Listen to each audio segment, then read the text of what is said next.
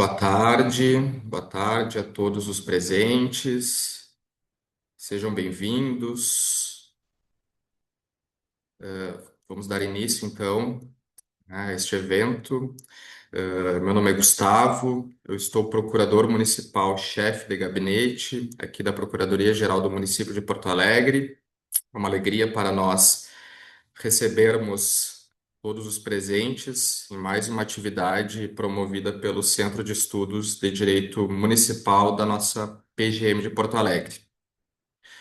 O evento de hoje ele tem uma distinção especial, pois ocorre neste mês de junho, né, um mês em que internacionalmente celebra o orgulho LGBTQIA+, que é um marco histórico apenas pela valorização da dignidade humana, da diversidade humana, mas também que nos leva a uma permanente reflexão sobre valores fundamentais, né, das sociedades democráticas, como a igualdade, dignidade, né, e os direitos, né, fundamentais.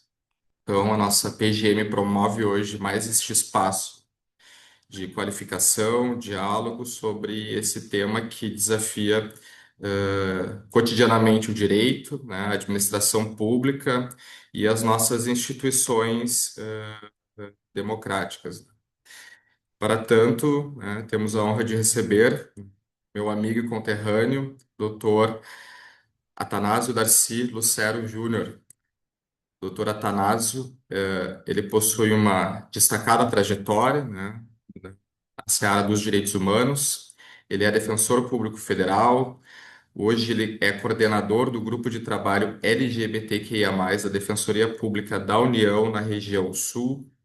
Ele é conselheiro do Conselho Nacional dos Direitos das Pessoas LGBTQIA+, e mestre em Direito e Poder Judiciário pela Escola Nacional de Formação e Aperfeiçoamento de Magistrados, a Infam. Ele também foi defensor nacional dos direitos humanos da DPU e atualmente ele figura como visitante profissional na Corte Interamericana de Direitos Humanos em São José da Costa Rica, né, estando num fuso horário aí um pouco diferente do nosso neste momento. Então é uma alegria para nós recebermos, né, na nossa casa para tratar do tema Fronteiras em Disputa, os direitos LGBTQIA+ conquistados no Brasil e no Sistema Interamericano de Direitos Humanos. Aos presentes, nós solicitamos que eventuais questionamentos sejam feitos por meio do chat e ao final nós repassaremos as perguntas para o nosso palestrante. Doutor Atanásio, em nome da Procuradoria-Geral do Município de Porto Alegre, agradecemos a sua disponibilidade, a sua presença. Temos certeza de que sua fala será muito enriquecedora e, desde já, nosso agradecimento. Com a palavra, doutor Atanásio. Doutor Gustavo, muito obrigado ao pessoal do Centro de Estudos de Direito Municipal pelo convite. É uma honra estar aqui não só como defensor que atua na temática de direitos humanos, especialmente no momento atual na pauta LGBTQIA+, mas também como filho da Terra Gaúcha, também sou uruguaianense, já vivi em Porto Alegre no passado, hoje o meu lugar de residência é Brasília, agora nesse momento meu lugar de residência é São José da Costa Rica, mas volta a Brasília, mas com muito carinho sempre por Porto Alegre. Então, recebam todos, obrigado pela forte participação, tem muitas pessoas, gente, eu não achei que seria tantas pessoas assim, que sucesso, hein? E recebam todos meu fraterno abraço e agradecimento pela acolhida. Eu vou, eu vou começar a compartilhar a tela aqui, para não nos alongarmos demais. Se consegue ver, alguém consegue me confirmar, por favor, se todos conseguem ver? Sim. Perfeito. Obrigado, pessoal. Bom, como o Dr. Gustavo já havia apresentado, sou Atanásio, sou defensor público federal, coordeno nacionalmente o GT LGBTQIA+, da Defensoria Pública da União e represento a região sul dentro do GT. Falo da Costa Rica no momento, são 3 horas a menos, então são 11h04 da manhã aqui em São José. E eu tive esse honroso convite de apresentar aqui uma pequena fala sobre alusiva ao mês do orgulho, né, que estamos aqui no mês que é internacionalmente reconhecido como mês do orgulho, para uma plateia do pessoal da Procuradoria, da Prefeitura, uma plateia jurídica, né? E para a gente fazer aqui, quando fui convidado, me vieram algumas dúvidas do que seria interessante, pertinente trazer. E eu pensei, vamos fazer aqui então um recorrido geral de como que os direitos LGBTQ+, estão atualmente reconhecidos, em que pé que estão, como foram reconhecidos, como é que está no Brasil, como é que está no sistema interamericano, já que eu falo aqui do que seria talvez o ápice do sistema interamericano, que é a Corte Interamericana, para nos alinharmos aqui e compreendermos, né? E também circularizar conhecimento para que todos aqui compreendamos como está essa temática no momento. Bom, deixa eu ver se eu consigo passar. Pronto, agora vai. Passou, né? Antes até de começar a leitura do slide, é interessante problematizar, né? E aí é a chatice do acadêmico aqui falando, né? O mês do orgulho, ele representa, ele é uma celebração da revolta de Stonewall, em 68 ou 9, já me escapou a data, né? Mas 68, que foi uma revolta que aconteceu nos Estados Unidos, quando um bar em que era frequentado majoritariamente por pessoas LGBTQIA+, na época não tinha, evidentemente, essa nomenclatura, mas por homens gays, mulheres lésbicas e trans travestis, e esse lugar foi alvo de muitas batidas policiais. 28 de junho é a data. E então as pessoas que lá estavam cansadas dessa batida policial, dessas batidas policiais, se revoltaram e essa revolta tomou proporções enormes e acabou tomando as ruas em Nova York. O que acontece, eu acho importante a gente se problematizar, porque a gente também não pode colocar Stonewall como sendo o marco fundador de toda a temática LGBTQIA+. Se a gente se aprofundar no estudo, a gente vai ter disputas já no Brasil anteriores a isso, posteriores a isso, em outros contextos históricos e culturais, e é bom, assim, dentro do marco decolonial, assim, mais uma vez, aqui é o chato acadêmico falando, né?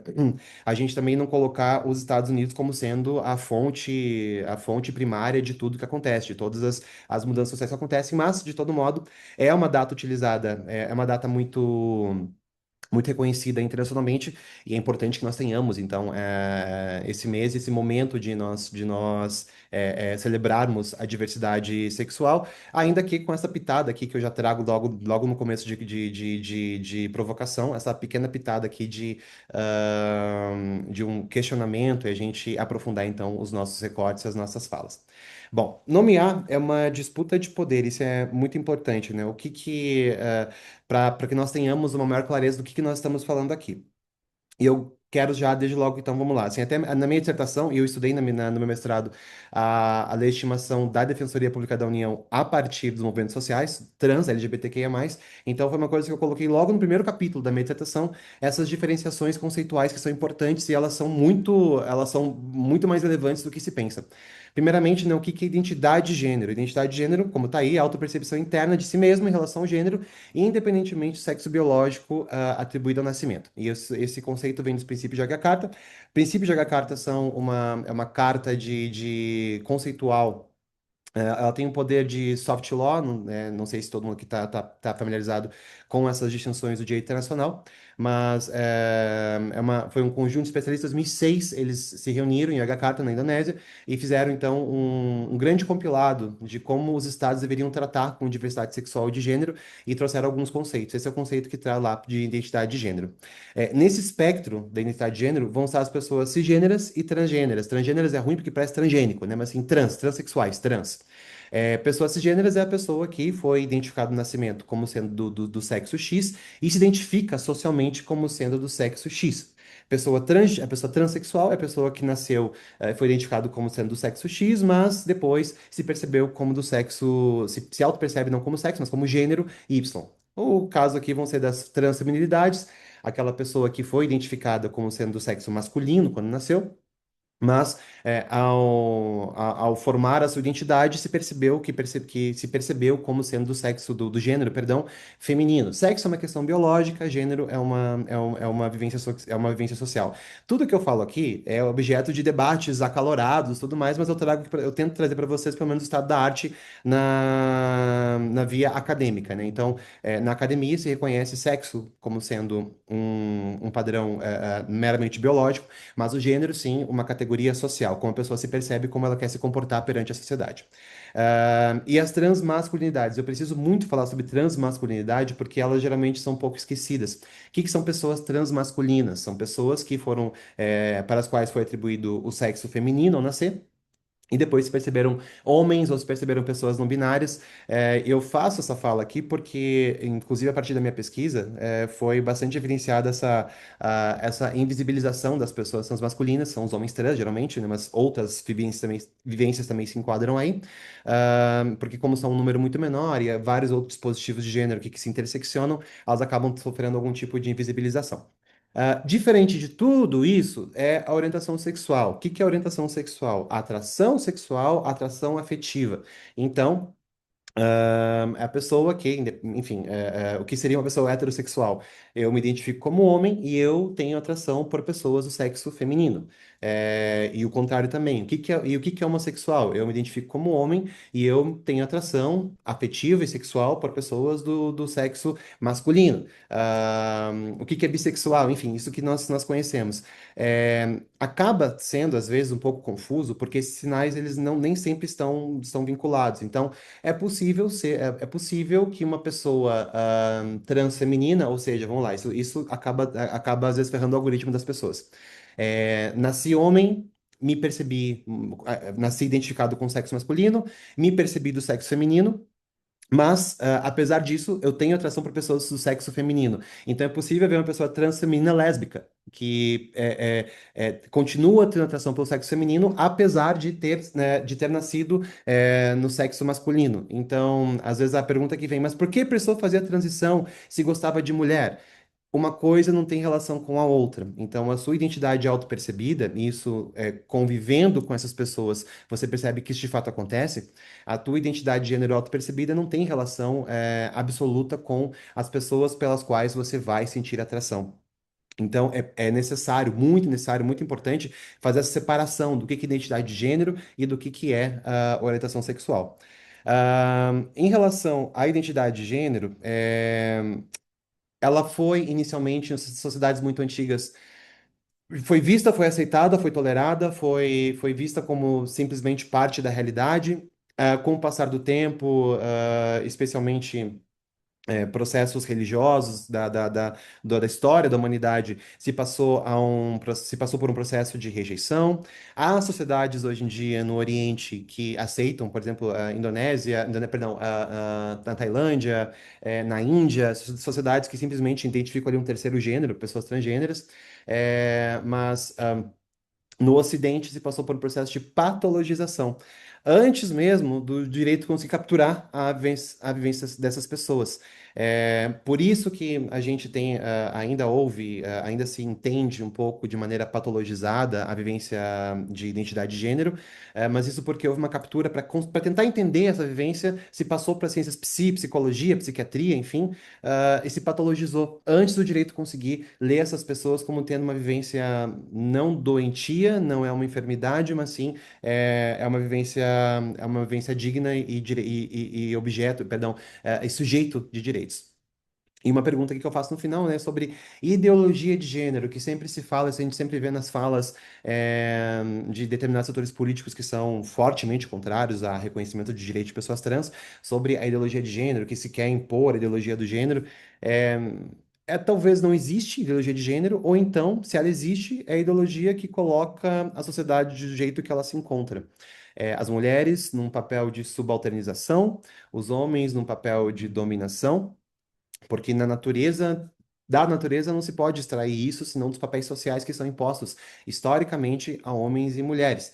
Então, se existe uma ideologia de gênero, a ideologia é aquela que mantém o status quo da sociedade como se encontra, né? Então, mulheres submissas, e a gente está vendo cada vez mais, eu chamo a atenção do público para isso, esse movimento de ressaltar e de reiterar esse papel de submissão feminina, de dominação masculina em alguns setores da sociedade.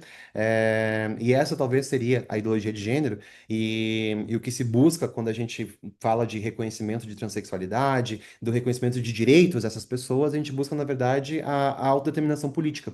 Então, quando a gente nomeia a liberdade de cada um ser, o que quer ser, o que se sente, nomear isso de ideologia, na verdade, é uma operação política e não é um argumento, um argumento devidamente com uma força jurídica.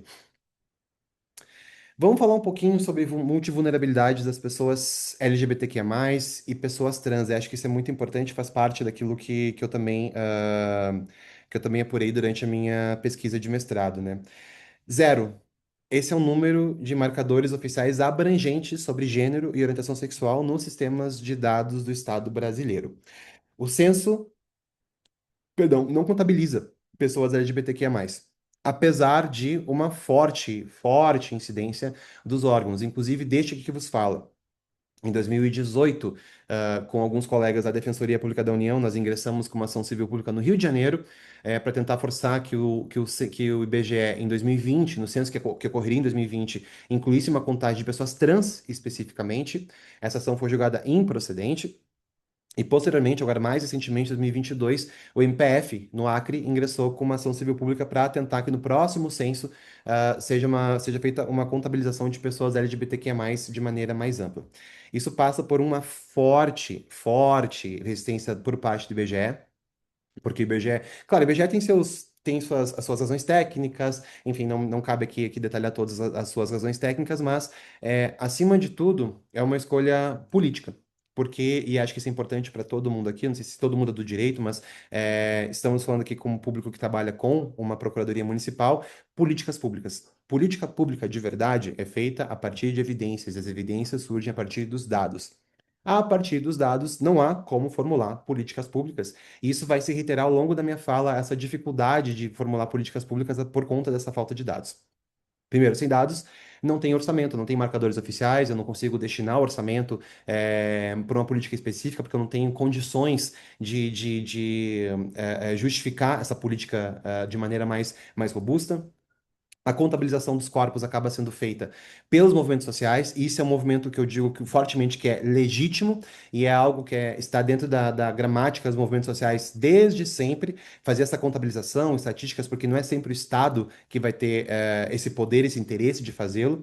Então, se vocês virem uma contabilização, por exemplo, que é o caso aqui específico da ANTRA, que é a Associação Nacional de Travestis e Transsexuais, talvez um dos movimentos, não, é um dos movimentos mais importantes na temática trans, é, a ANTRA realizar as suas contagens estimativas, não tem aí um conflito de interesses, não tem aí uma parcialidade. O que tem, na verdade, é uma tentativa, uma legítima de ocupar um espaço que o Estado não ocupa, de exercer uma função que o Estado, devendo, não exerce. Isso acontece em todos os movimentos sociais de todos os grupos que vocês possam imaginar.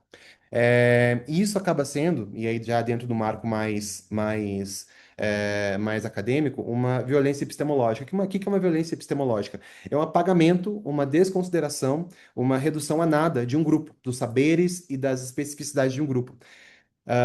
Como eu coloco aqui no slide, o silêncio dos dados é uma escolha política. Se eu escolho não contar, não fazer nenhuma estimativa de pessoas LGBTQIA+, eu estou, na verdade, ao cabo, no fim do dia, negando a sua existência. Vamos falar de números, então. De acordo com os dados da ANTRA do ano passado, que saiu 2024, 2025, houve 122 assassinatos de trans travestis em 2024. O GGB, que é o Grupo Gay da Bahia, ele registrou 291 mortes de pessoas LGBTQIAPN+.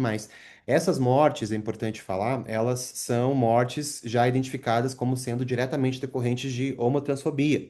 Então, são mortes, no caso da ANTRA, se não me engano, agora eu não estou com esse número aqui na cara, aqui, mas 80% tinham requinte de crueldade. Posso estar exagerando, mas é um número muito alto, tinha requinte de crueldade. Então, enfim, não vou ser gráfico aqui sobre os requintes de crueldade, mas são requintes que dizem que não apenas, que indicam que não apenas se tentou matar essa pessoa, mas também se tentou humilhar essa pessoa. E se liga muito, então, a um contexto de violência muito grave em face de pessoas transexuais. Dessas pessoas que foram mortas, 122, 93% eram mulheres trans e travestis. 62,5% eram pessoas negras, e isso já revela um dado interessante da interseccionalidade. Já abro um parênteses aqui, o que é interseccionalidade? É quando vários marcadores de exclusão social se somam, e isso leva a pessoa a um status ainda mais subalterno na sociedade. Então, uma pessoa trans branca e de classe média não vai ter o mesmo nível de exclusão social de uma pessoa trans, preta e num nível que residente em periferia, um nível social mais baixo. eu não gosto da palavra mais baixo, mas enfim, mais simples, menos economicamente afortunado. Enfim, mas aqui temos aqui um descompasso bastante evidente aqui de vítimas negras. 66% das pessoas trans assassinadas tinham menos de 35 anos de idade. Eu falo sobre isso aqui no próximo slide. Esse foi o 16º ano consecutivo que o Brasil lidera o ranking mundial de morte de pessoas trans. Isso não quer dizer que o Brasil, de fato, e aí é uma problematização acadêmica que eu trago, que isso é bastante falado, que o Brasil é o país que mais mata pessoas LGBTQ+. O Brasil é a pessoa o país que mais mata pessoas trans. Pode ser verdade, pode não ser verdade. Não temos essa certeza gráfica de numérica. O que nós temos é o Brasil é o país cujos movimentos sociais mais conseguem registrar essas mortes. Porque se imagina que outros países talvez tenham um número maior, mas há uma subnotificação muito grande, esse também é outro problema, a subnotificação, esses assassinatos não são notificados ou não são reconhecidos como tal. Mas o Brasil consegue fazer essa apuração e com isso tem um número muito mais acentuado que os demais países. E mais uma vez ressaltando que eu estou falando aqui de números. Eu estou falando aqui de números feitos pelo movimento social, perdão, e não por IBGE ou pelos sistemas de segurança pública. Expectativa de pessoas trans. A ANTRA, ela tem uma fala bastante reiterada de que a expectativa seria 35 anos, muito baseada naquele. Eu vou até voltar no slide aqui para a gente voltar, para a gente ter mais em conta, que 66% desses homicídios foram de pessoas com menos de 35 anos de idade. A Antra, então, ela fala muito sobre esses 35 anos. Esse número não é um número que tem ali, talvez, um rigor estatístico muito claro, assim, muito, muito, muito defensável. Ele é mais um número que é usado para retórica do movimento social. A Rede Trans, ela fez uma apuração talvez um pouco mais criteriosa aí, com todo respeito às duas entidades, de que a estimativa seria 69,1 anos, mas já está bem abaixo dos 76, quase 10 anos a menos que a média nacional brasileira.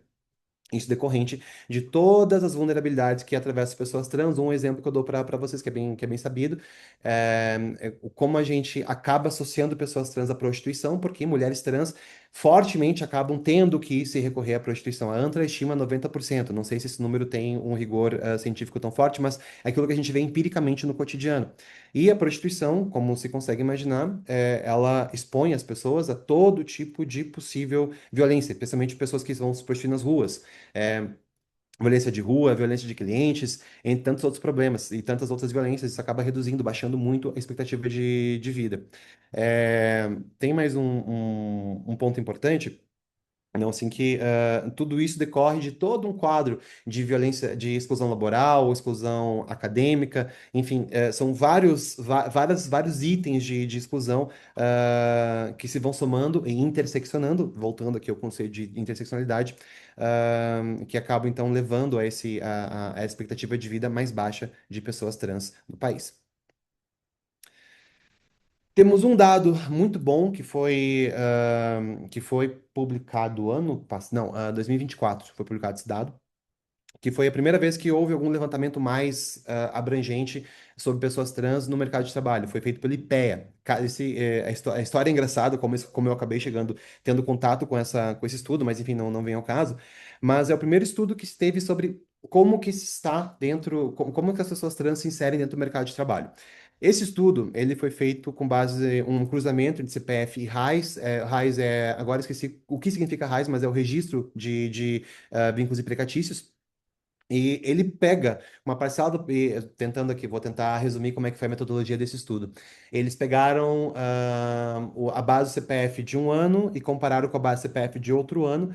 Pegaram essas pessoas que mudaram o sexo no CPF entre esses 2 anos e essas pessoas foram identificadas como pessoas trans.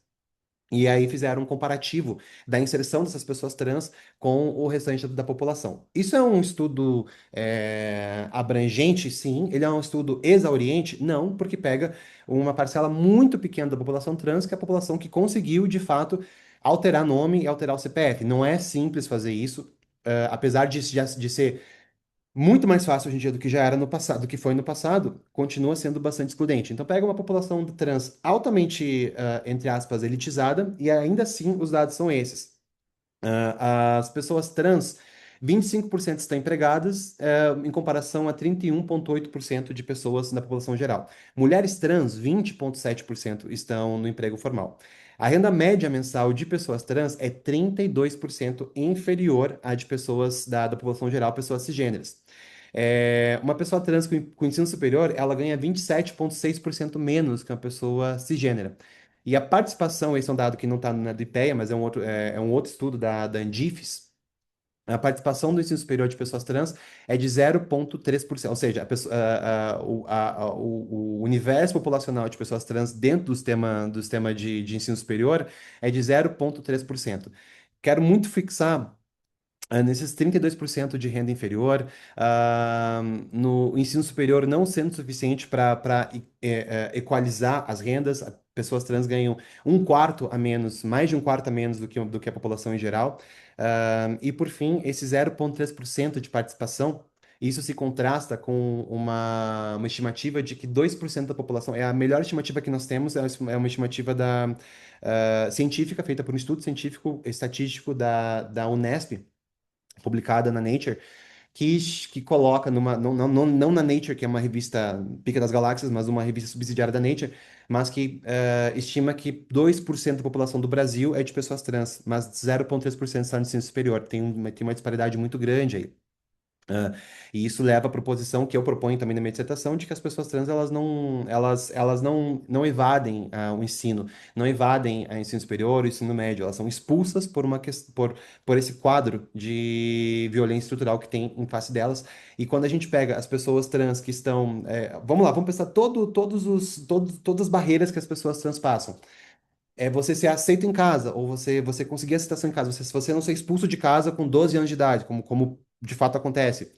Você conseguir concluir o ensino médio, você consegue concluir o ensino superior, você consegue não estar na prostituição ou sair da prostituição, concluir o ensino superior. Ainda assim, concluindo a faculdade, você vai ter, como pessoa trans, um salário 27,6% inferior de um salário de uma pessoa cisgênera.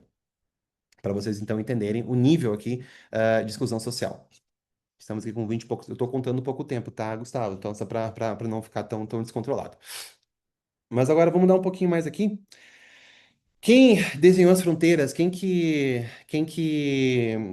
Quando eu falo fronteiras, eu falo as fronteiras dos direitos, né, que foram reconhecidos. Então, qual que é a engenharia dessas conquistas? E aqui é uma fala que ela juridicamente pode ser um pouco desconfortável, mas ela é academicamente muito adequada.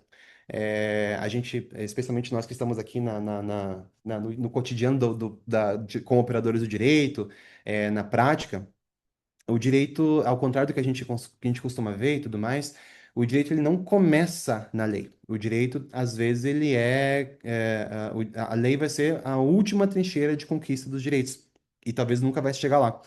Especialmente para pessoas trans, essa é a grande realidade que nós temos. É um dado que eu preciso, desde logo, trazer aqui. Pessoas LGBTQIA+, preciso trazer isso. Não existem leis federais no Brasil reconhecendo direitos para pessoas LGBTQIA+.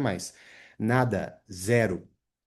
Todos os direitos que nós temos foram reconhecidos a partir de outras frentes de batalha do movimento social.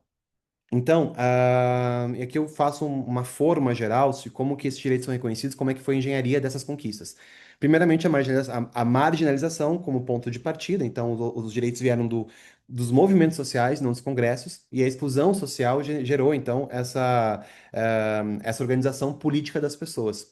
A partir disso, se trata de litigância estratégica, um conceito um pouco complexo, mas é de fato você saber as portas que você vai bater, saber onde que você vai buscar para conseguir a conquista que você está buscando.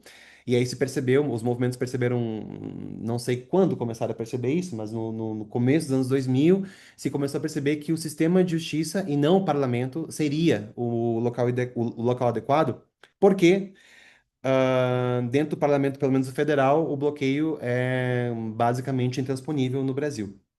E a porta de entrada, então, foi o sistema de justiça, tanto o sistema de justiça local brasileiro, também como o sistema de justiça interamericano, a Corte Interamericana de Direitos Humanos. Então, não eles como esse sistema como origem dos direitos, mas como os canais de tradução. Quando eu falo de tradução, receber esses direitos que vêm das ruas, essas demandas que vêm da rua, e traduzir isso em enunciados jurídicos. Aqui eu estou fazendo um diálogo com o direito achado na rua, que é uma linha de pesquisa da UNB. Então, como que se conquista o direito, né? Então, a foto aqui à esquerda na tela foi um dos slides, que é o dos encontros nacionais de travestis e liberados, em relação à AIDS. E é interessante a gente também ter essa dimensão, que o processo de reconhecimento de cidadania das pessoas LGBTQIA+, pessoas trans, veio a partir das lutas e demandas em relação a HIV/AIDS, da infecção de HIV/AIDS, porque foi o Ministério da Saúde a porta que se abriu primeiro. Mas como é que se conquista, então, então enfim, e a foto aqui à esquerda é um desses encontros que aconteceu em 93, salvo engano, esse encontro. 90, não, esse é de 95 ou 6. É, uma das primeiras organizações políticas, só para dar um exemplo mais vívido e gráfico de como que isso acontece. Mas a fórmula teórica para falar sobre isso que eu estudei é accountability social. O que que é accountability social? Para eu dar aqui até fiz uma colinha aqui para ficar mais claro.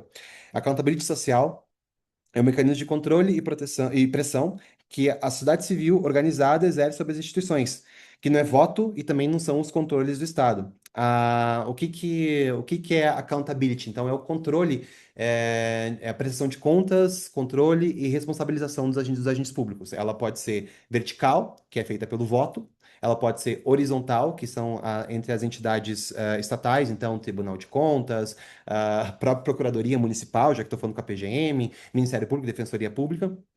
Ou então, ela pode ser social, que é esse mecanismo de pressão que ele é feito, que é sobre controle, monitoração, veio a palavra errada aqui, monitoramento, denúncia, provocação do sistema de justiça e tantos outros. É a forma, então, de exercer pressão sobre o sistema público, sobre a administração pública, para conseguir, então, as demandas, para conseguir lograr as demandas e as conquistas que se buscam. Então, quais são a metodologia de maneira geral? Isso não é uma fórmula, são alguns métodos que a gente consegue pensar naquilo que foi feito pelo movimento social LGBTQIA+.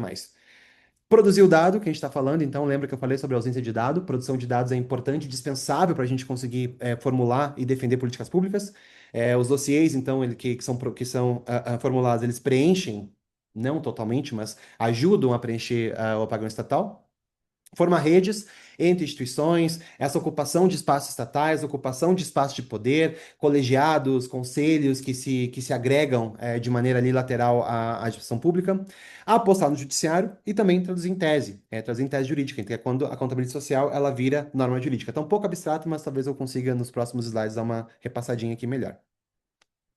Sistema interamericano. O que que é? Já que eu estou aqui dentro do sistema interamericano, a gente vai falar um pouquinho sobre isso.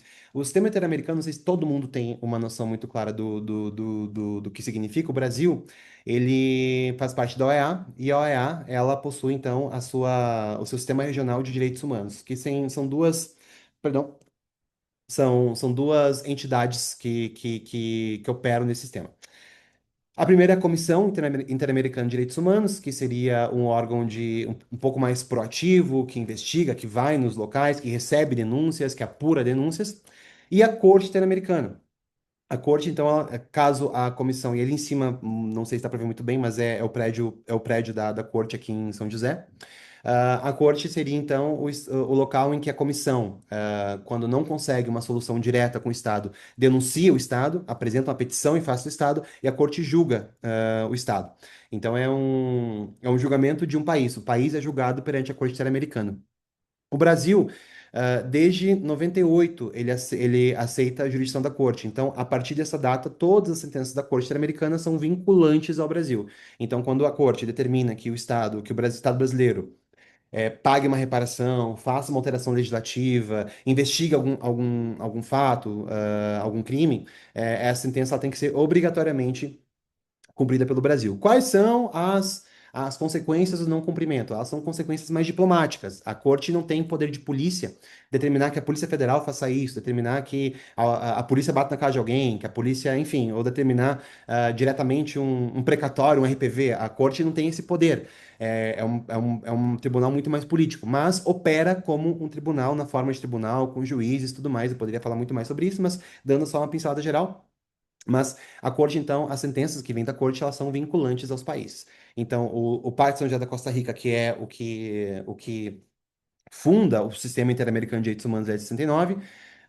Então, é o texto básico, base, padrão do Sistema Interamericano é a Convenção, a CADH, a Convenção Americana de Direitos Humanos, ou o Pacto aqui de São José da Costa Rica. Em 98, o Brasil aceitou a jurisdição da Corte Americana e de 2012 para frente começaram, então, os julgamentos da Corte sobre a temática LGBTQIA+, e que a gente vai dar uma passadinha sobre esses julgados. Aqui eu vou fazer um rápido aqui, um resgate desses julgados. 2012 é o primeiro julgado, que é Atala Rifo versus Chile. O que que foi esse caso? Era uma juíza do Chile, que ela era casada com um homem, tinha um filho, tinha filhos, e ela passou a ter um relacionamento homossexual com outra mulher. E a justiça chilena tirou a guarda das crianças por conta do relacionamento homossexual dela, considerou uma mãe lésbica inadequada para criar filhos.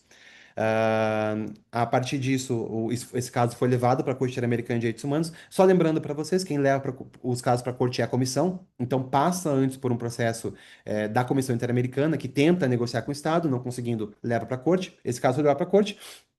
E a Corte reconheceu que a discriminação por orientação sexual, a firma reconheceu essa discriminação e ela afirmou, pela primeira vez, que a orientação sexual é uma categoria protegida pela Convenção Americana de Direitos Humanos e condenou o Chile, então, às reparações adequadas. O segundo caso, Duque versus Colômbia, foi uma pensão não efetiva. Então, o companheiro pediu uma pensão por morte do seu companheiro que havia falecido. Não foi, não obteve porque o órgão chileno ele não reconheceu essa união. Então, a Colômbia foi condenada às reparações. Reparações, quando eu falo, é todo um leque de medidas que dizem respeito ao caso. Então, vai ser tanto uma reparação econômica por um dano material, um dano moral, também a reparação, a própria concessão da aposentadoria, é uma reparação também as reformas institucionais, então, que a Colômbia seja condenada a promover as reparações a alteração das suas normas para fim de reconhecer as uniões homoafetivas. Tem, em alguns casos, que a Corte Interamericana já determinou que o Estado fizesse um ato público de reconhecimento dessa violação. Enfim, tem várias formas de reparação possível. Outro caso aqui, Flor Freire versus Equador, que foi uma expulsão militar por orientação sexual, porque a pessoa, a vítima, ela tinha mantido relações homossexuais dentro do ambiente militar. Se ela tivesse mantido relações heterossexuais, seria uma suspensão, não uma expulsão. Então, a corte reconheceu que não poderia ser vista tratar de maneira de maneiras desiguais as duas violações. A opinião constitutiva 24, já vou falar sobre ela mais pra frente, mas ela fala sobre mudança de prenome e gênero via administrativa. E eu vou falar um pouquinho mais sobre ela. Só para consignar aqui embaixo, eu coloquei a fonte desse compilado, que é do Vinícius Barros, que é amigo meu, inclusive. Ele fez esse compiladão e foi ótimo que daí eu consegui pegar esse compilado bem atualizado, que dizem que é 2026. É bem atualizado esse compilado, caso vocês tenham interesse. Até, Gustavo, eu tenho que compartilhar com vocês depois essa apresentação para vocês terem esse material. Temos mais alguns casos aqui, mas mais para frente, eu não vou ler cada um deles, mas mais para frente, só quero fazer um caso específico aqui, que é Oliveira Fontes versus Peru 2023, é bem recente esse. Esse caso foi uma pessoa que foi expulsa de um café porque estava fazendo carícias, carícias não, mas assim, trocando afeto com seu companheiro, um homem gay. Ele buscou então uma proteção do órgão de defesa do consumidor e o órgão de defesa do consumidor peruano falou que não tinha nada errado mesmo, que ele deveria ter sido expulso porque havia pessoas ali incomodadas com a troca de afeto entre homossexuais. e a corte entender, e foi o primeiro caso em que a corte reconheceu que a eficácia horizontal dessa proteção.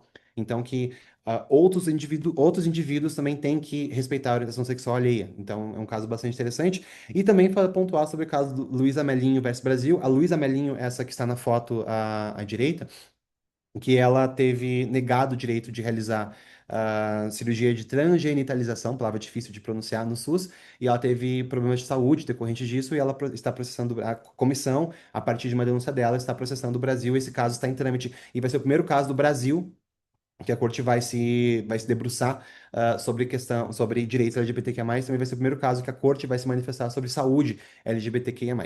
Então, mas é importante também só ver ah, é bem interessante ver essa curva da corte, que primeiro disse que a orientação sexual era uma categoria protegida, e mais para frente, em 2023, ela passa a ser, integrar os deveres estruturais do Estado, inclusive dentro das relações privadas. O case do nome, acho que esse é o mais importante para falar aqui, porque ele é, inclusive, meu objeto de pesquisa no mestrado, sobre, até para vocês entenderem toda a mecânica de reconhecimento de direitos, o que que é a questão do nome, né? O direito das pessoas trans de alterarem os seus nomes. Começou, na verdade, no SUS, como eu falei, por conta na carteirinha de usuário do SUS, começou com o reconhecimento do nome social, que é, a gente talvez já tenha, você já tenha ouvido falar do nome social de pessoas trans, que ele como seria sobre um outro nome da pessoa trans. O que acontece é que o nome social ele era um curativo provisório. Eu recebi, e isso foi dentro da minha pesquisa, foi o que adveio. Curativo, por isso tem um band-aid aí, é um curativo provisório, que ele não altera os documentos de nascimento, não é o único nome que aparece, aparecem dois nomes. Isso era inclusive uma desculpa para transfobia, porque a pessoa podia falar, tem dois nomes aqui, qual que eu vou te chamar? Então, com o tempo se percebeu que o nome social, embora fosse uma conquista, não era suficiente. Em 2016, a DPU apresentou perante o CNJ um pedido de providências para que houvesse, para que essa alteração do nome pudesse, por que perante o TNJ, né? Para que a alteração do nome pudesse ser feita via extrajudicial nos cartórios de registro civil. Esse caminho ficou bloqueado um tempo por conta do julgamento, por conta perdão, de uma DI 4275 que havia sido proposta em 2009 pela PGR. Nessa DI, o que se queria? Essa DI se queria que a alteração do prenome judicialmente fosse, que era feita judicialmente, que ela fosse feita independentemente da realização de cirurgia. O que que acontecia? Até voltando um pouquinho mais no tempo. O nome social, ele era um curativo provisório, então se buscava judicialmente a alteração do nome, só que judicialmente acontecia todo tipo de violência com as pessoas trans. Por que você não fez sua cirurgia? Por que que você não é muito feminina, não? Tem casos que me contaram de juiz que fez uma mulher trans desfilar para ver se ela caminhava de maneira feminina, o suficiente para ser reconhecida como mulher, e tantos outros tipos de violência. Então, em 2009, a Procuradora-Geral da República na época, a doutora Débora Duprá, ela ingressou com uma DI para que essa via judicial não exigisse nenhum tipo de mudança física cirúrgica, porque nem todas as mulheres trans querem de fato fazer cirurgia de transgenitalização. Enfim. Em 2016, então, a DPU apresentou esse pedido no CNJ, ficou parado porque tinha essa DI ainda na época. Em 2017, por total casualidade, eu não estudei qual foi o processo de que isso acontecesse, mas a Costa Rica o país Costa Rica apresentou uma consulta à Corte Interamericana para saber de que forma deveria ser feita a alteração dos registros de pessoas trans. E em 2017, o mesmo ano, a Corte Interamericana ela julgou, ela publicou a opinião constitutiva 2024/2017, que ela fala o seguinte, que a alteração de prenome, que a identidade de gênero tem que ser reconhecida pelos estados, então a transexualidade é uma categoria reconhecida, protegida, tem que ser protegida pelos estados, e a alteração dos documentos tem que acontecer de forma rápida e célere é a mesma coisa, mas de forma célere, de forma gratuita, de forma preferencialmente extrajudicial ou administrativa.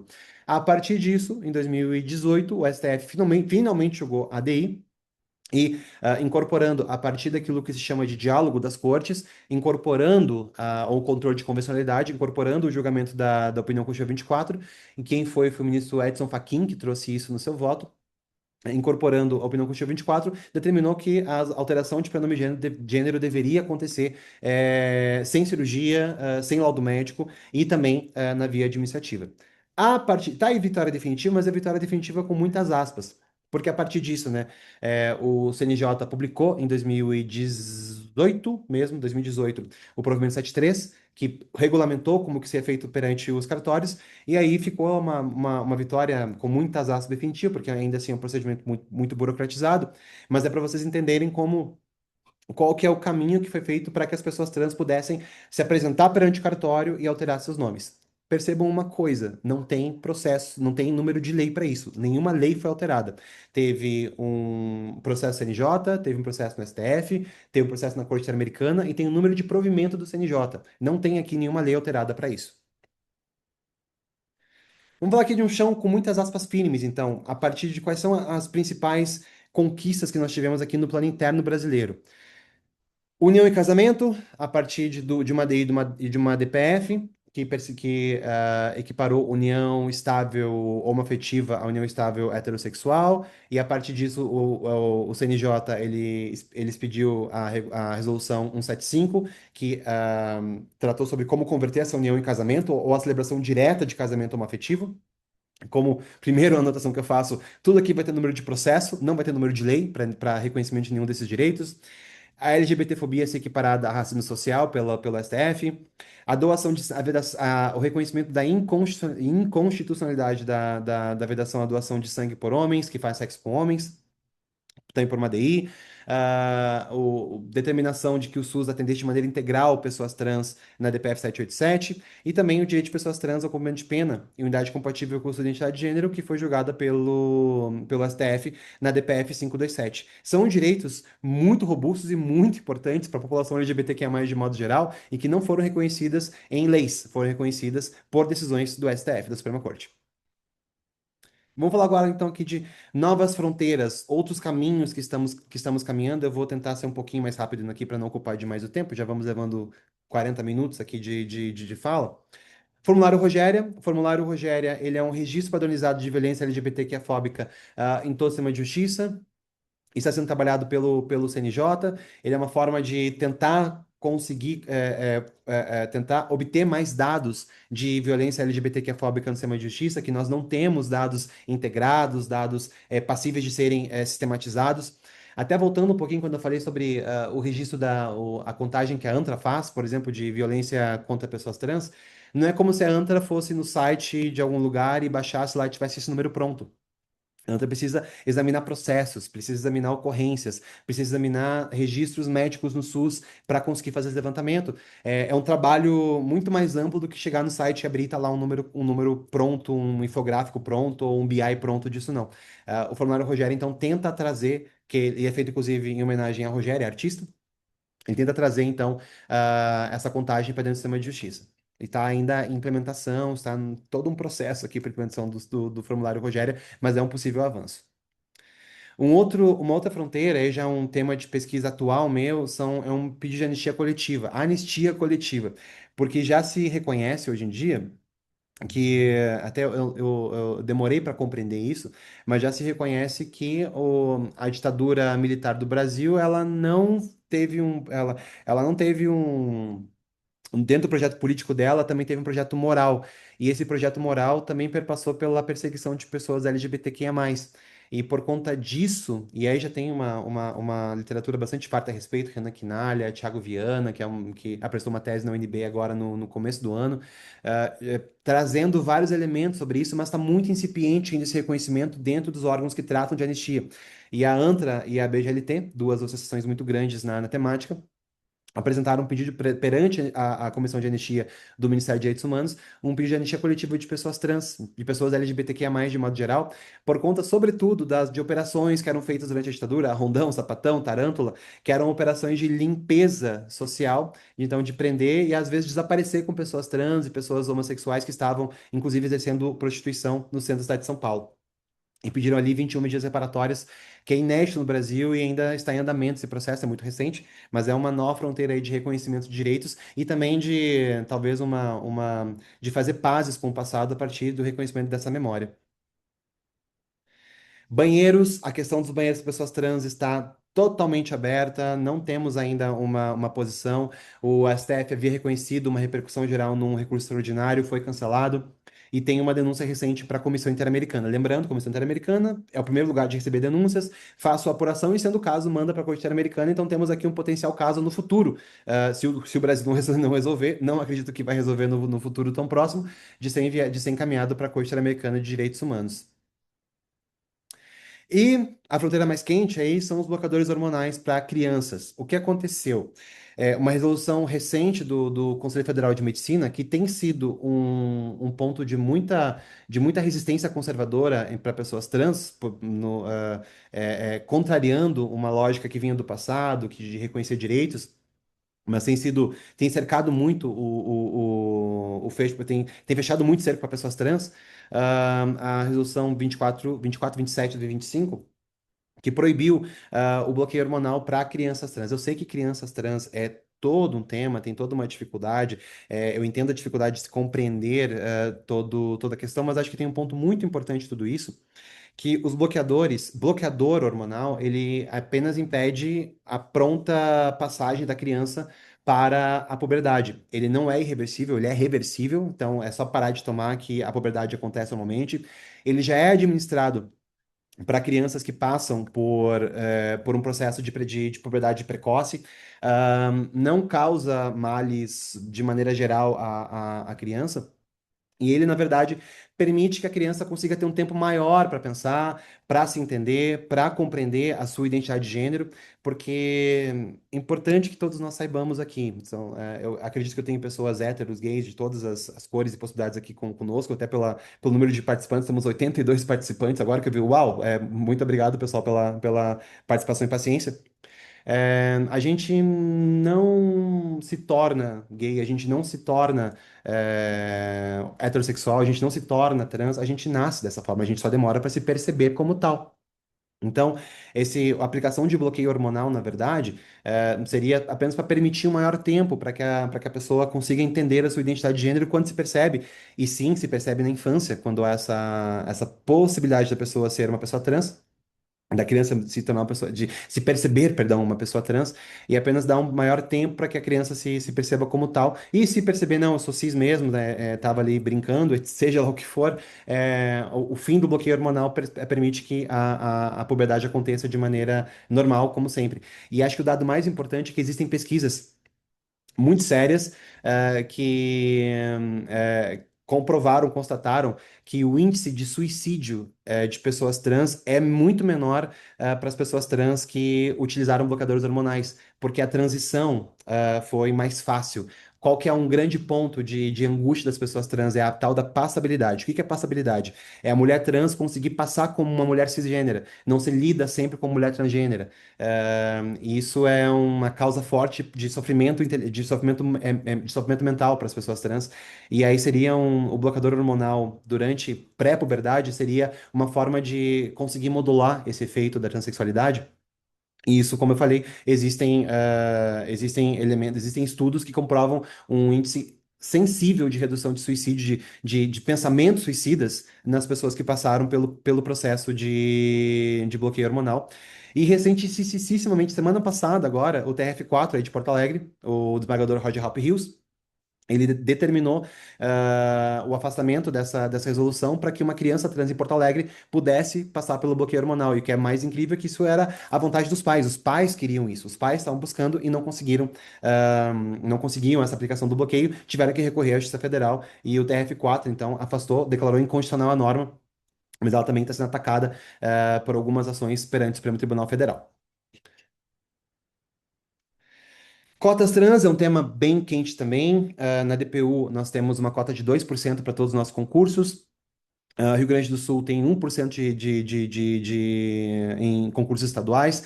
Porto Alegre, eu não sabia, estava pesquisando e descobri que Porto Alegre teve uma questão com isso também, teve uma resistência, não precisamos falar sobre isso, mas só para trazer isso como uma nota aqui, né, que precisou passar por uma CP do Ministério Público.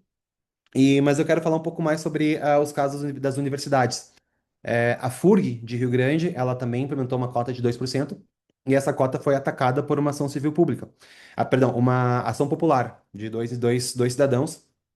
E eu estou atuando nessa ação, recebi intimação da sentença, por, diga-se de passagem, total casualidade, estava substituindo um colega e veio essa sentença para mim. E a sentença se baseava na falta de censo, na falta de dados que comprovem o número de pessoas trans que existem. Então, não tenho dados para dizer que as pessoas trans existem, não tem dados para saber a quantidade de pessoas trans, não tem dados para saber se elas precisam socialmente, de fato, economicamente alguma cota para ingresso no ensino superior, e o juízo, como eu falei, estava comentando, o juiz de primeiro grau declarou não apenas a nulidade das cotas, mas também o desligamento dos estudantes que haviam ingressado por meio dessas cotas. É, evidentemente, apelei dessa decisão, eu, como Ministério Público Federal, apelamos essa decisão. O TRF4 ainda não julgou a apelação, mas deu efeito suspensivo à apelação, então a sentença de primeiro grau está suspensa. Então a gente consegue, a partir disso, entender quão maléfica é a falta de dados, porque não só a gente não consegue criar política pública, como quando a gente tem essa coragem de, a partir de outros estudos, formular uma política pública, não se consegue manter a política pública posteriormente. Então o caso Furk, para mim, ele é muito emblemático disso, que é a falta de dados do IBGE, que foi uma escolha da União, escolha do IBGE de não contabilizar, continua sendo utilizado como forma de evitar que outras políticas sejam mantidas. E isso tem uma ameaça muito forte, que tem o PL 3914 de 24. Agora não vi quem foi que apresentou, mas imaginamos que tipo de que lado do espectro político se encontra, que busca proibir cotas trans em âmbito nacional. Temos a agenda legislativa antigênero, isso é a Observatória, que é um projeto de jornalismo que busca, então, fazer uma apuração de como que está a agenda antigênero. Quando fala agenda antigênero, seria a agenda contra pessoas trans e contra mulheres. E nós temos aqui, atualmente tramita, mas assim, é difícil contabilizar os PLs que tramitam, porque eles são, enfim, é difícil contabilizar PLs em câmaras municipais, por exemplo. Não sei se todo mundo já ouviu falar disso, mas assim, os projetos contra pessoas trans, pessoas LGBTQIA+, eles pipocam nos legislativos municipais. Muito embora os parlamentares saibam isso é muito grave, eles saibam que são projetos inconstitucionais, porque, sei lá, o STF já declarou que é inconstitucional, o TJ declarou inconstitucional, eles apresentam para fazer cortes para TikTok, para Instagram e tal, para dizer que apresentaram e tal, mas é uma agenda que vai sendo movida e vai trazendo a pauta vai trazendo para pauta, vai trazendo para a ordem do dia a pauta de gênero. Então, os PLs pró, pelo menos, eles superam os PLs contra pessoas LGBTQIA+. A questão é que há muito pouco andamento nos dois lados, então são PLs que não são pautados, mas não são votados de maneira definitiva. Alguns são votados e acabam sendo aprovados. Acho que um caso, e são muito, com todo respeito, mas são muito ridículos. Acho que, não sei se todo mundo aqui lembra do caso de Londrina, que proibiu pessoas trans de participarem de competições esportivas, mas proibiu pessoas trans e cis. Então, na verdade, estava proibido o esporte no município de Londrina. Só para dar esse exemplo de proibido totalmente o esporte. Então, animais poderiam fazer esporte, praticar esporte no município de Londrina, Paraná. Assim, para vocês terem ideia do nível realmente muito baixo da produção legislativa.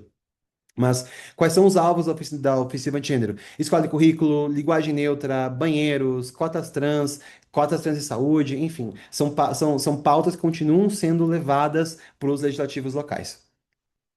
Então, aqui como encerramento, aqui eu trago assim, quais são as lacunas que nós ainda temos. Então, Estatuto da Diversidade, não temos ainda uma legislação, e temos já projetos sobre isso. Uma lei de identidade de gênero. A Argentina foi o primeiro, nosso vizinho, foi o primeiro país na América a aprovar em 2012 uma lei de identidade de gênero, ou seja, já estamos 14 anos atrasados em relação ao país vizinho.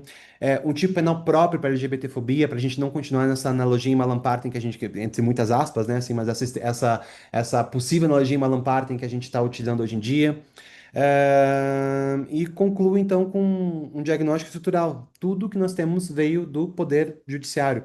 Nós, claro, eu não quero colocar aqui o Poder Judiciário como grande salvador da pátria, nós temos também que problematizar tudo isso, mas é lembrar que o direito sem lei ele é uma ameaça permanente, o direito com lei também é uma ameaça permanente, e que nós somos, como sistema de justiça, nós somos os guardiões da manutenção dessas conquistas.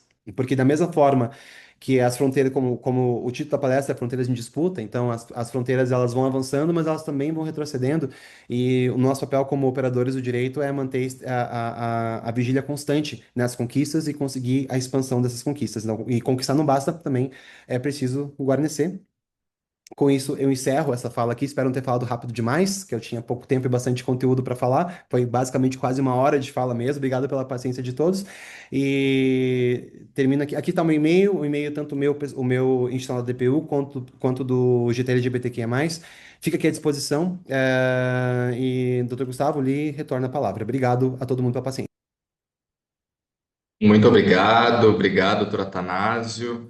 A fala, né, foi mais que elucidativa, né, trouxe ricos exemplos, né, que de alguma maneira, né, nos alimentam, enfim, de formação, de dados, né, mas ao mesmo tempo também acho que trazem informações bastante alarmantes, né, sobre qual é o cenário em que nós nos encontramos hoje, possivelmente um cenário muito pior no passado, né? Mas certamente acho que a conclusão é que nos demonstra que temos muito ainda a avançar, né? No que tange à proteção do direito desses grupos vulnerabilizados, né? Como os grupos LGBT, né? Eu recordo a minha trajetória também, porque, enfim, tive a oportunidade de escrever como um trabalho de conclusão, né? Em 2014 a respeito do direito ao prenome das pessoas trans, também foi objeto da minha pesquisa, e muito se modificou desde então, né? E a nossa atuação aqui na Procuradoria, embora né, no âmbito municipal, ela também nos oportuniza, né, ainda que pontualmente aqui, enfrentar essas situações cotidianamente, né? E também trago um exemplo nesse aspecto prático, enfim, né, da minha trajetória inicial aqui como procurador, né, em que fui lotado numa equipe da área de consultivo de pessoal, em que em determinado momento chegou uma consulta sobre uma servidora que estava né, no processo de adoção, né, com a sua companheira, a companheira também servidora, mas de outro ente, e que queria saber em que termos ela podia, enfim, usufruir do direito à licença maternidade. Né? Naquele momento a gente fez o enfrentamento concreto da questão e hoje nós temos, inclusive, no Estatuto do Servidor Municipal, nessa previsão expressa aqui, né? Então, né, da mesma forma, enfim, do que a jurisprudência hoje trata sobre esse ponto específico e que, da mesma forma como foi citado, né, ao final da sua fala, né, converge também com o sistema, né, de reserva de vagas hoje existente no município, né, para pessoas trans, que é muito recente, né, nós estamos implementando aqui a comissão de identificação das pessoas trans para o primeiro concurso que foi previsto isso, que é o concurso de assistente administrativo. Então, o município, ele também, de alguma forma, ele vem ascendendo, enfim, né, vem aprofundando, enfim, o seu olhar sobre essas questões, né. Então, a sua fala foi muito enriquecedora, eu acho que converge muito com todo o cenário em que hoje nós estamos vivenciando também no âmbito local. Temos uma questão aqui, né, que vem, acredito eu, que da colega Jaqueline, ali da nossa comissão de inquérito, que questiona a respeito dos direitos das pessoas trans no segmento esportivo, né? Tendo em vista que, né, tradicionalmente, né, a questão do esporte sempre foi levada em consideração o aspecto, né, do sexo biológico, enfim, né, e não da identidade de gênero mesmo, né? Então, se o doutor tiver algum conhecimento sobre alguma legislação, alguma regulamentação, né? Muito embora foi citado o caso de Londrina aqui, né? Que vai no sentido oposto a esse, né?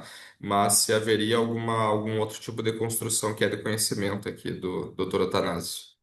Eu vou ser muito honesto que eu nunca me debrucei muito sobre a questão, porque ela de fato passa por um aspecto competitivo que de fato é defensável à primeira vista um grano Salles aí, assim, botar um grãozinho de sal, auxiliar a participação de pessoas trans no esporte.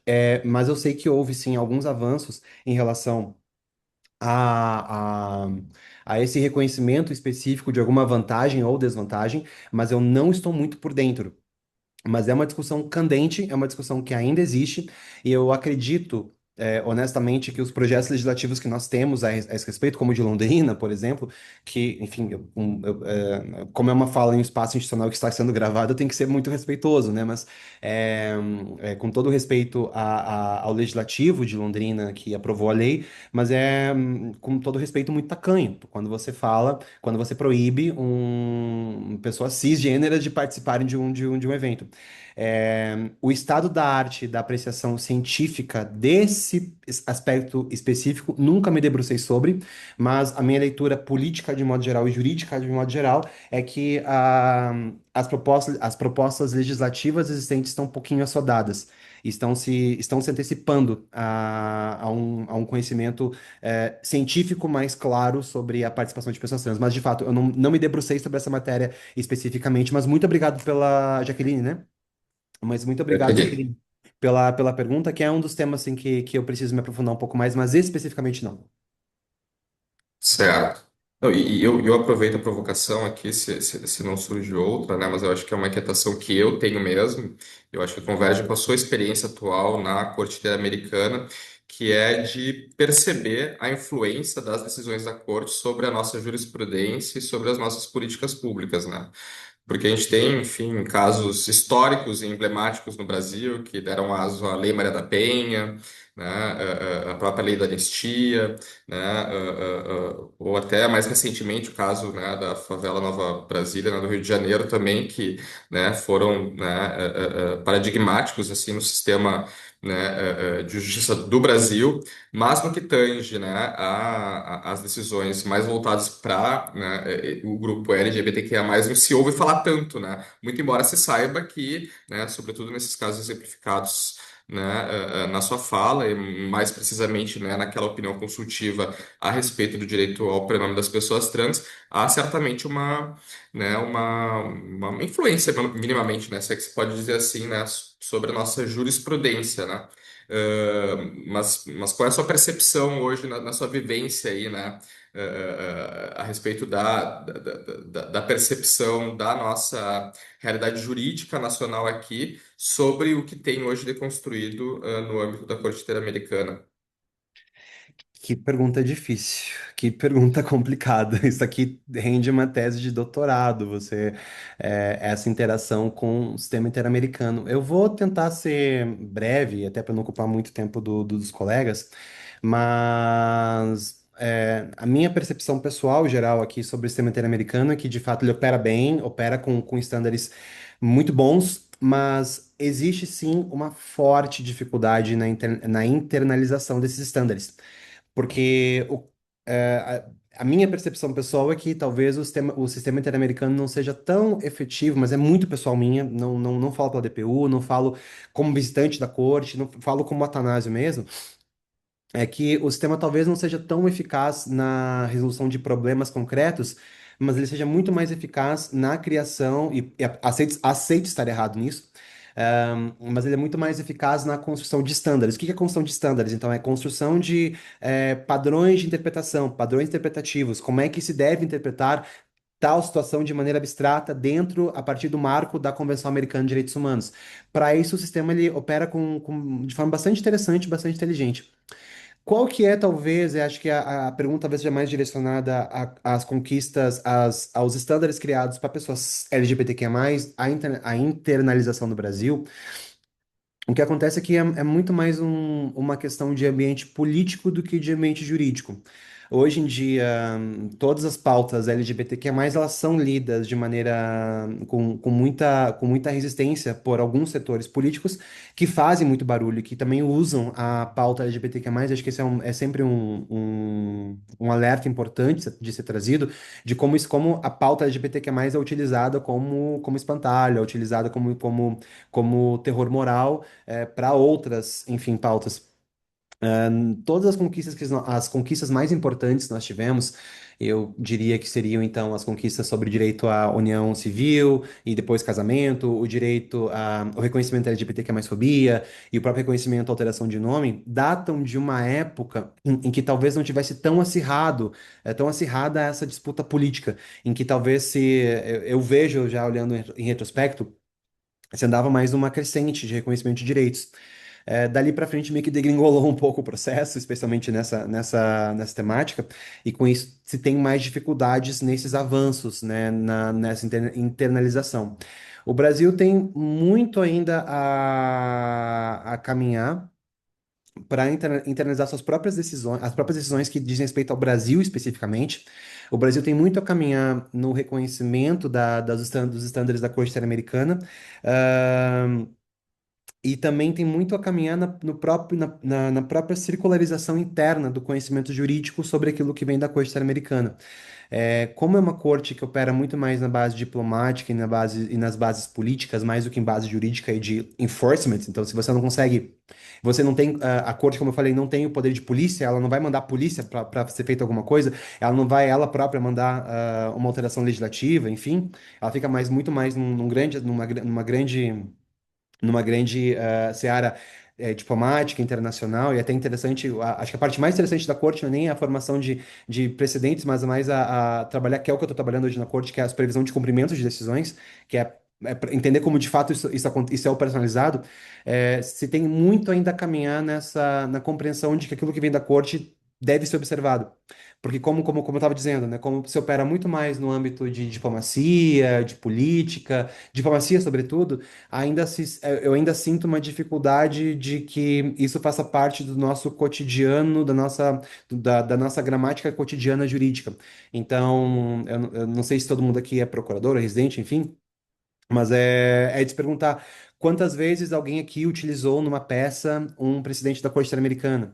Quantas vezes alguém aqui estudou presidentes da Corte Interamericana? Isso é um grande problema, uma grande dificuldade que nós temos. E o Brasil, acho que o meu diagnóstico, assim, bem sucinto, sem me avançar demais, é de que nós temos muito a caminhar, mas e o caminhar do mundo jurídico brasileiro é incorporar esses precedentes, no cotidiano da nossa prática jurídica. Certo, muito obrigado. Realmente, né? A avaliação é complexa, né? Um cenário que transcende realmente uma resposta mais objetiva, né? Mas temos aqui um questionamento, né? Eu acho que a gente encerra com esse questionamento aqui também, né? O doutor Darlan aqui, que é nosso assessor aqui na assessoria especial, né? Cumprimenta então pela palestra e questiona sobre a proteção, se a proteção decorrente apenas de decisões judiciais satisfaz o dever, né, de legislar, né, sob o prisma da igualdade formal que é assegurada pelo ordenamento, se isso é suficiente, né, ou se a convenção exigir igualdade material por meio de ações afirmativas viria ao encontro dessa proteção que advém hoje, né, no olhar aqui da sua fala, muito, né, eminentemente das decisões judiciais, né? Sim. Na minha opinião pessoal, não, né? A gente está uns bons passos atrás, se nós estamos unicamente escudados por decisões judiciais. Muito também pelo fato, acho que isso é muito importante, né? Mas aí é uma leitura muito mais ampla de como que está operando a democracia brasileira.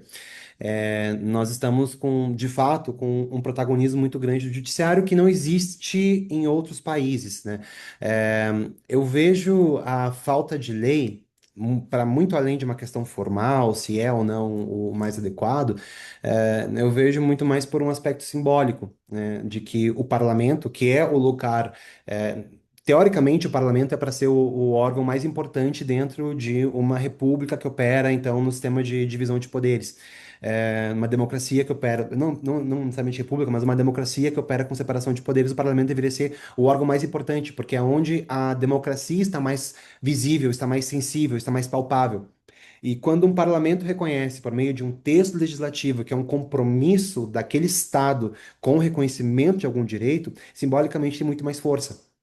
Mas é muito mais no aspecto simbólico do que no aspecto formal, de qual seria a forma mais adequada de se reconhecer o direito. Então, eu sinto sim um déficit muito grande, simbólico, sobretudo, a esse respeito. E em relação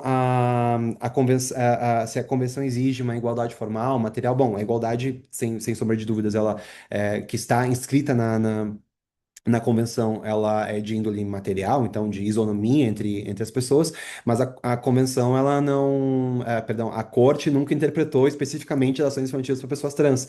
Talvez seja um tema que a corte vai ter que se debruçar no futuro, tomara que não, né? Porque a corte, até para alinhar com todo mundo aqui, a corte ela só vai atuar quando acabou a atuação do Estado. A corte não atua de forma concomitante às instâncias estatais.